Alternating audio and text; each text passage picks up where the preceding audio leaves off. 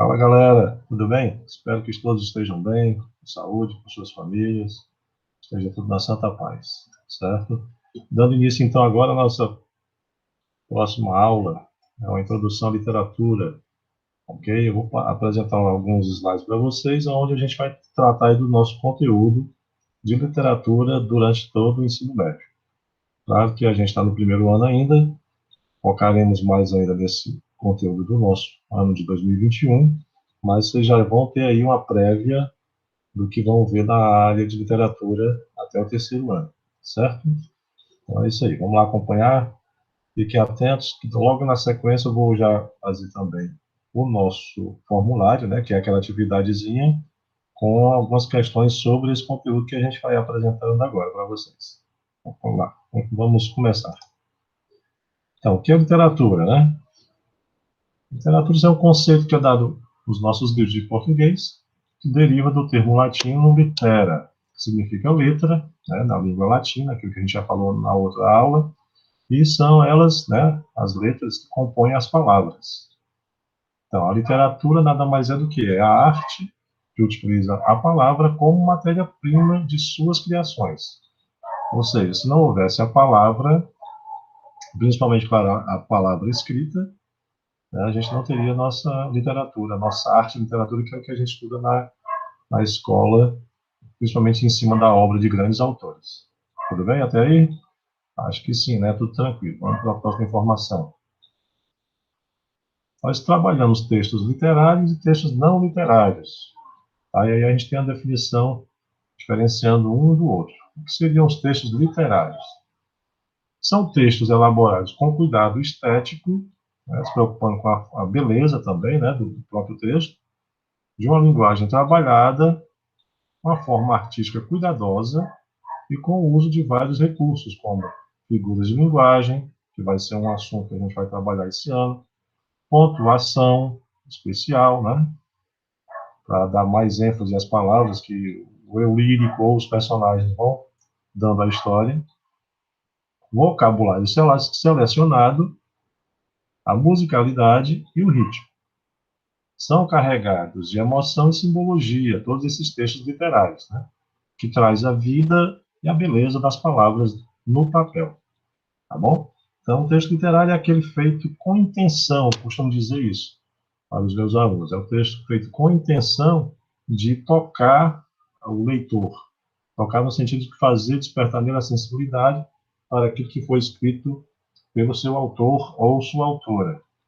Já o texto não literário, a gente está vendo logo embaixo aí, são os textos corriqueiros, desprovidos de tais elementos artísticos. Ele não se preocupa com a beleza, com a mensagem, no sentido de tocar o leitor, ou recursos mais definidos. É algo mais prático, mais usual para resolver um probleminha que a gente está ali necessitando de uma solução no momento, tá certo? Então, só para colocar exemplos aí, textos literários, a gente tem poemas, né, romances, novelas, histórias em quadrinhos, certos mangás, que alguns de vocês devem gostar. E os não literários já vão ser o quê? Notícias de jornal, né, ou dos sites, hoje em dia que está muito na internet, as reportagens, tá bom? Seriam os textos não literários. Alguns exemplos que eu estou passando para vocês. Então, continuando aí, para a gente ver, temos aí alguns textos. Eu não vou ler todo, até porque senão a aula vai ficar muito longa. A gente vai ler alguns versos de algumas estrofes. Esse texto aí é do João Cabral de Melo Neto. Vocês vão ver o nome desse rapaz quando estiverem estudando a literatura no terceiro ano, porque ele já é do século XX, esse autor, né? Mas a gente começa a estudar literatura lá desde que o Brasil, antes do Brasil ser descoberto, antes de 1500. A gente começa pela literatura de Portugal, que depois, claro, deu origem à nossa literatura brasileira. Então, o texto aí, O Engenheiro, do João Cabral de Melo Neto, que começa falando dessa forma: a luz, o sol, o ar livre envolvem o sonho do engenheiro. O engenheiro sonha coisas claras, superfícies, tênis, um copo de água. O lápis, o esquadro, o papel, o desenho, o projeto, o número. O engenheiro pensa o mundo justo, mundo que nenhum véu encobre. E aí vai, né? A gente percebe o cuidado do autor em falar a respeito de um engenheiro, A gente tem vários engenheiros, né, vários tipos de engenheiros, que fazem os projetos de todas as coisas que a gente tem na nossa vida, dentro das nossas casas. Desde objetos mais pequenos até os maiores. Ok? Vamos ver a próxima página. Aí já agora, a gente acabou de ver o texto literário, agora é um exemplo de texto não literário. 20 de julho, Dia Pan-Americano do Engenheiro. Os engenheiros estão ajudando a construir um novo Brasil, realizando os sonhos de milhões de cidadãos, edificando prédios, moradias, estradas. Portanto, nesta data, parabenizamos os engenheiros brasileiros pela excelente participação no desenvolvimento, promovendo o bem-estar do povo brasileiro. Ok? Então, quando ele fala aí que é o Dia Pan-Americano, é claro que está um dia comemorando a profissão de engenheiro em toda a América, né? Do Norte, Sul e Central. Ele é um texto mais informativo, falando da função, do trabalho executado pelo engenheiro, já diferente do outro que traçava mais ali um perfil em cima de uma ideia mais sensível, né? Traria ali um despertar para a gente se tocar mais e gostar e, de repente, procurar tentar ser um engenheiro ou pelo menos respeitar mais a profissão, certo? Vamos aí ver agora os gêneros, né, da literatura. E aí a gente tem que lembrar que esses gêneros surgiram lá na Idade Antiga, né, da humanidade. Os bons alunos de história sabem que a história da humanidade se divide em eras, e aí, na Idade Antiga, apareceram os primeiros livros, né, que são os primeiros escritos, que foram divididos nessas três formas aí de gêneros: o épico, o lírico e o dramático. Tá? O gênero épico, o que é que trazia para a gente? Narrativas relacionadas, né, à exaltação de acontecimentos heróicos, epopeias, revoluções sociais, feitos brilhantes e bem-sucedidos. Onde é que vinham esses textos épicos? Em novelas, crônicas, contos, fábulas ou romances. Tá? Principalmente aquelas grandes histórias que a gente tem, a Odisseia de Homero, certo? A gente tem ali a história que ela percorre a vida do personagem por vários anos e geralmente envolvendo ele em atos grandiosos, né? Como ele colocou aí a palavra acontecimentos heróicos. Tá? Em cima, tratando sempre de muitas grandes aventuras que eles vão, os personagens principais, se envolvendo. O texto lírico, que é o segundo gênero, aplica-se a textos subjetivos em que o eu lírico poético, né, é a pessoa que fala dos seus sentimentos, emoções, desejos, enfim, do seu estado da alma, onde a gente encontra em poemas, sonetos, hinos, nas odes ou prosa poética. Aí, quando fala em eu lírico, só para já deixar claro que é uma informação importante para vocês, que muita gente acaba confundindo. Eu lírico é a mesma coisa que eu poético, e é o que? É a voz daquele texto. Tá? Não confundir com a voz do escritor ou da escritora. É como se fosse um personagem criado pelo escritor ou a escritora para falar por ele ali no gênero lírico, tá bom? Gênero dramático, nosso terceiro tipo aí. É uma obra literária em forma de poema ou prosa, tá? Ou então a gente já percebe que vai ser ou em prosa ou verso, né? Conhecida como peça teatral, ou seja, feita para ser representada ou encenada por atores e atrizes. A diferença do dramático para o épico, principalmente, é em cima disso. A gente encontra mais em quê? Em autos, comédias, farsas e tragédias. São esses gêneros, os tipos que aparecem o dramático. Tá? Principalmente para quem gosta de teatro, claro que vê essa participação do gênero dramático de uma forma maior e mais efetiva. Seguindo. Aí a gente tem o texto do nosso poetinha, né? Chamado Vinícius de Moraes, com um dos seus poemas mais famosos, talvez o mais famoso, Soneto de Fidelidade. Para quem está apaixonado, então é uma boa dica aí para mandar para a pessoa que gosta, né? Esse poema. De tudo ao meu amor serei atento, antes de contar o zelo e sempre tanto, que mesmo em face do maior encanto, dele se encante mais meu pensamento. Quero vivê-lo em cada vão momento, em seu louvor hei de espalhar meu canto, e rir meu riso e derramar meu pranto, ao seu pesar ou ao seu contentamento. E assim, quando mais tarde me procure, quem sabe a morte, angústia de quem vive, quem sabe a solidão, fim de quem ama, eu possa me dizer do amor que tive, que não seja imortal, posto que a chama, mas que seja infinito enquanto dure. Temos aí um exemplo de qual dos três gêneros que a gente acabou de ver. O lírico, o épico ou o dramático. Né? Quem prestou atenção já vai saber, já deve estar me respondendo aí ao assistir a aula, que é o gênero lírico, né? Por quê? Porque o autor aí, o eu lírico, ele está passando para a gente a sua carga de sentimento, a sua emoção, né? Bem à flor da pele, mostrando todo o seu amor pela pessoa amada, a sua musa inspiradora. No caso aí, que o Vinícius Moraes ele tinha muitas paixões, né? Ele foi um homem que se apaixonou e, quando se apaixonava, era de uma forma a transbordar, deixar transbordar nos seus versos, nos seus poemas. Bom, aí vamos chegar na parte mais didática ou pedagógica, que seriam as categorias de estilos de escrita da literatura, né? A gente vai ver aí um quadro, algumas informações que a gente vai, na sequência do nosso estudo, ver com o passar das nossas aulas. A gente começa, vocês estão vendo aí o título, estilo de época, era medieval, literatura portuguesa. Por que a gente começa em Portugal? Porque nós somos um povo influenciado bastante pelos portugueses e a própria língua, né? A nossa, que a gente fala hoje, é que eles deixaram de herança para a gente, tá bom? Aí a gente passa por lá primeiro para depois começar a entender a nossa própria literatura. Então, o quadro geral traz o quê? Da literatura portuguesa, que a gente já vai ver essa informação agora no primeiro ano. O trovadorismo, que é do século XII ao século XIV, com seus cancioneiros, poesia trovadoresca, que são as cantigas, né? Os 4 tipos de cantiga que a gente vai ver. Vocês estão vendo que tem um errozinho aqui, é era medieval, tá certo, pessoal? Tá um erro de digitação, era medieval, seria o correto.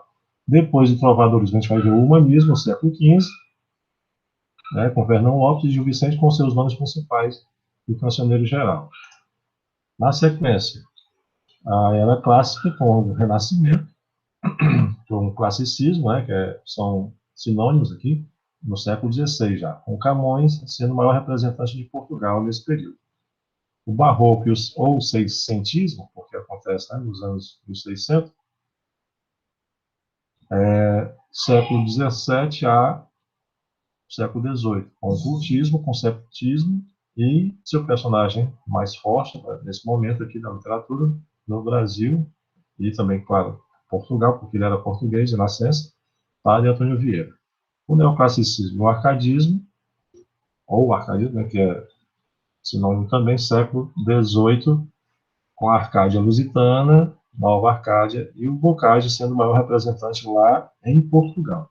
Então, até agora, aqui a gente está falando da literatura portuguesa, a que deu prévia, né, que deu as origens da nossa literatura. Aí a gente vai aqui, ainda em Portugal, século XIX, com o romantismo. Almeida Garré, Alexandre Herculano, Camilo Castelo Branco e Júlio Diniz. Vocês vão ver isso aqui já no segundo ano, tá? Todo esse conteúdo aqui do romantismo, realismo, naturalismo, também no século XIX, questão Coimbra, Antero de Quental e essa de Queiroz. O simbolismo, século XIX ainda, Eugênio de Castro, Antônio Nobre e Camilo Peçanha. Ok? Aí o modernismo já vai ser conteúdo que a gente vai estudar lá no terceiro ano, né, lá em 2023, se Deus quiser, estaremos lá. Revista Orfeu, Fernando Pessoa, tá? E a Revista Presença. São conteúdos ainda falando tudo na literatura portuguesa na era romântica aqui agora, né? Só relembrando, a gente tem aqui a era romântica, a era clássica e a primeira era medieval. A gente divide a literatura portuguesa nessas 3 eras. A era medieval, era clássica e era romântica. Chegando ao Brasil, a gente vai ter aqui as nossas diferenças, né? Que aí, é claro, o Brasil começou a ter seus próprios escritores e, consequentemente, a sua própria literatura. Depois de um início ainda copiando bastante ou sendo até representado por escritores portugueses. Aqui a gente tem na era colonial no Brasil o quinhentismo, tá? Que é no século XVI, assim que o Brasil é descobrimento, né? Inclusive a Carta do Descobrimento é o maior documento dessa época aqui, que a gente vai ver um trecho dela, provavelmente, na nossa aula lá na frente. E a literatura informativa, né, que seriam também cartas mandadas para Portugal, dando informações do Brasil. Literatura catequética, que era escrita dos padres para a Igreja Católica lá em Portugal. Aí já passando do século XVI para o XVII e XVIII, a gente vai ter o Barroco. Principalmente na Bahia, porque Bahia, né, era o centro do Brasil. Foi o Brasil que foi descoberto, foi lá, né, a Bahia, e aí era onde estava todo o movimento de comércio, de riqueza e de população, onde tinha mais gente no Brasil naquele momento. O Gregório de Matos é o grande representante dessa nossa literatura aqui. Aí Gregório já é um brasileiro escrevendo no Brasil, vamos dizer assim que ele é um pioneiro da nossa literatura, tá?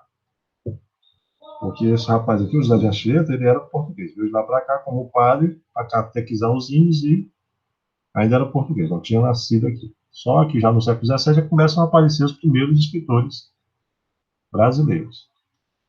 Século XVIII, aqui com o neoclassicismo arcadismo, que aqui o Brasil já passa a ter, né, a mudança de foco da economia, do poder, né, das grandes riquezas, da Bahia passa para Minas Gerais. Aí o movimento todo social, político, econômico vai mais para as Minas Gerais por conta da descoberta do ouro, né? O Brasil teve o ciclo do ouro, acho que vocês devem lembrar, estudaram sobre isso. Os grandes escritores desse momento aqui, Cláudio Monel da Costa, Tomás Antônio Gonzaga, Basílio da Gama e Santa Rita Durão. Ok? E aqui na era, depois da era colonial, era nacional. A gente está chegando aqui no quadro já do segundo e terceiro ano. Ó. Aquela primeira parte que eu acabei de apresentar é conteúdo, tudo isso aqui, quinhentismo, barroco e arcadismo, são conteúdos do nosso primeiro ano. Agora, passando para a era nacional, a gente vai ter aqui conteúdo do segundo e do terceiro. Tá certo?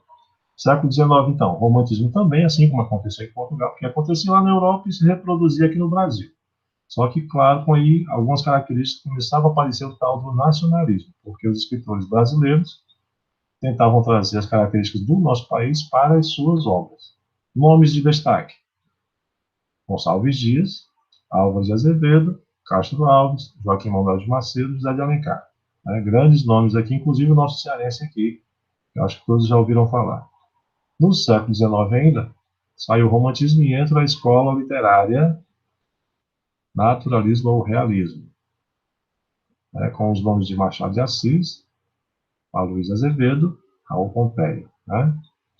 Aí já entra aqui um pouquinho do parnasianismo, porque os dois momentos da literatura acontecem simultâneos. Um não termina para o outro começar. Eles acabam tendo ali um momento simultâneo, né, que acontece ao mesmo tempo. No simbolismo, no século XIX ainda, Cruz e Souza, né, e Alfonso de Guimarães são os maiores destaques desse período.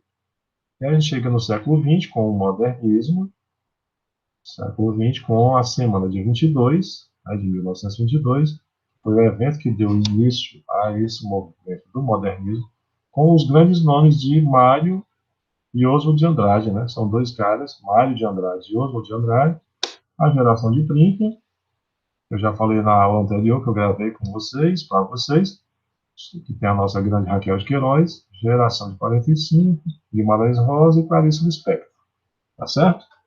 Então, é essa a nossa primeira aula de literatura que eu queria deixar para vocês, antecipando aí o que a gente vai estudar durante todo esse ano, tá bom?